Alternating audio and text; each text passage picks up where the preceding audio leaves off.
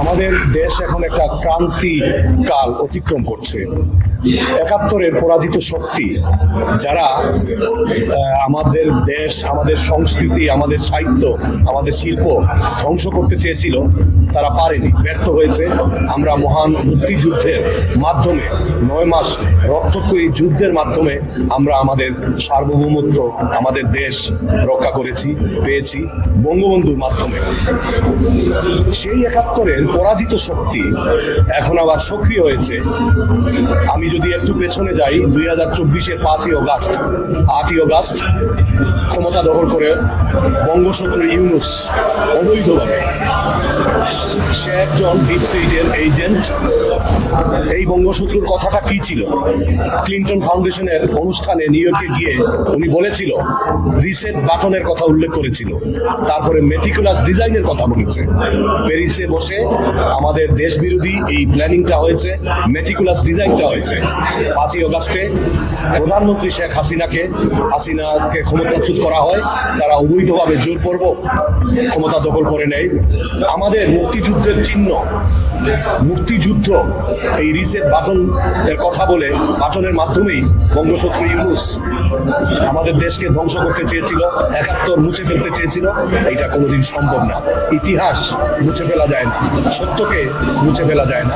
আমরা এখন সোচ্চার, আমরা জাগ্রত, সদা জাগ্রত বাংলার মুক্তি বাহিনী। জয় বাংলা, জয় বঙ্গবন্ধু। গতকাল ভারতের গণমাধ্যম এনডিটিভিতে প্রধানমন্ত্রী শেখ হাসিনা বলেছেন, এবছরেই তিনি বাংলাদেশে ফিরছেন।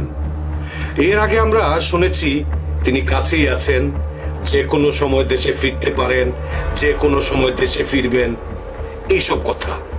কিন্তু কালকে জোরালোভাবে তিনি এনডিটিভির সাক্ষাৎকারে বলেছেন, এবছরই প্রধানমন্ত্রী শেখ হাসিনা দেশে ফিরছেন। বাপ বাপকেও ছাড়ে না। কথায় আছে না, যা হয় ভালোর জন্যই হয়, আল্লাহ যা করেন ভালোর জন্যই করেন। আমি বলছি এই জুলাই জঙ্গি মব সন্ত্রাসী হাসনাত আব্দুল্লাহর কথা।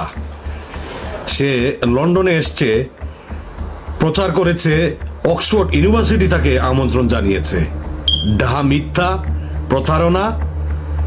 অক্সফোর্ড ইউনিভার্সিটিতে বাংলা সোসাইটি নামে কিছু রাজাকারের ছানাপোনা আছে, ওরা তাকে আমন্ত্রণ জানিয়েছে। এটা মানুষকে বিভ্রান্ত করা, প্রতারণা করা, হ্যাডম দেখানো বাংলাদেশে যে কত বড় ছাত্র নেতা হয়ে গেছে, কত বড় নেতা হয়ে গেছে। তাকে Oxford student union, Oxford university তাকে আমন্ত্রণ জানিয়েছে। এখন যেটা হয়েছে, গত পরশু শুক্রবারে আপনারা নিশ্চয়ই জেনেছেন, তার কিছু জঙ্গি, কি এনসিপি ইউকে অ্যালায়েন্স, ইউকের কিছু রাজাকার জঙ্গি, তাদের সমর্থক, ওরা তাকে নিয়ে গিয়েছিল ক্যামব্রিজে। ক্যামব্রিজে যাওয়ার পরে ওখানকারই এক স্থানীয়, ক্যামব্রিজ ইউনিভার্সিটিতে মাস্টার্স করা জুবায়ের আহমেদ, উনি ক্যামব্রিজ ইউনিভার্সিটিতে এখন কাজ করছেন, রিসার্চার। এই জুবায়ের আহমেদের সাথে তাদের একটা বাক বিতণ্ড হয়। তারা গাড়িতে ছিল, জুবায়ের আহমেদ পেছনে ছিল। সে দেখতে পারে, স্পট করে যে এখানে জঙ্গি হাসনাত এই গাড়িতে আছে। সে ভিডিও করতে থাকে। এক পর্যায়ে তারা গাড়ি থামিয়ে তার সাথে তর্কাতর্কি হয়, বাক বিতণ্ডা হয়, ধাক্কাধাক্কি, মারামারি। শেষ পর্যন্ত এই জুলাই জঙ্গি হাসনাত আব্দুল্লাহ সহ যে কয়জন ছিল, তারা 2 গাড়িতে ছিল। এই জুবায়ের আহমেদকে মেরে রাস্তায় ফেলে চলে যায়। স্থানীয় লোকজন দেখতে পায়, স্থানীয় একজন ব্রিটিশ মহিলা পুলিশ কল করে জুবায়ের আহমেদকে হাসপাতালে নিয়ে যান। উনি সাক্ষী হন, যা হয়েছে, যা ঘটেছে জুবায়ের আহমেদের সাথে সব বলে দেন।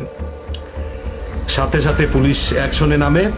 এনসিপি ইউকে অ্যালায়েন্সের জাকির চৌধুরী নামে একজনকে সাথে সাথেই অ্যারেস্ট করে। তারপর জুলাই জঙ্গি হাসনাত আব্দুল্লাহকে স্টেটমেন্ট দিতে পুলিশ বাধ্য করে।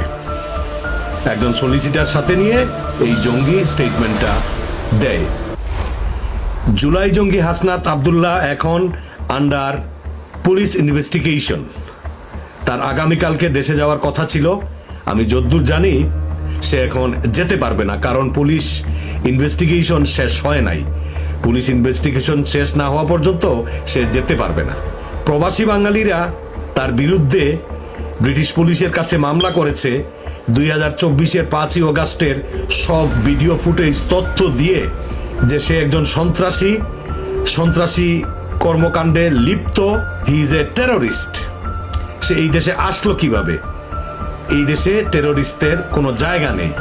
এই জুলাই জঙ্গি হাসনাত আব্দুল্লাহর কারণে, এই জঙ্গি তৎপরতার কারণে সে দেশেও একজন জঙ্গি, মব সন্ত্রাসী, লন্ডনে এসেও সে মব সন্ত্রাসের সাথে জড়িত। এই কারণে যেটা হয়েছে, ভবিষ্যতে কোনো জুলাই জঙ্গি, মব সন্ত্রাসী এই দেশে আর ঢুকতে পারবে না। সে তো পারবেই না, কোনো জুলাই জঙ্গি, মব সন্ত্রাসী এই দেশে ঢুকতে পারবে না।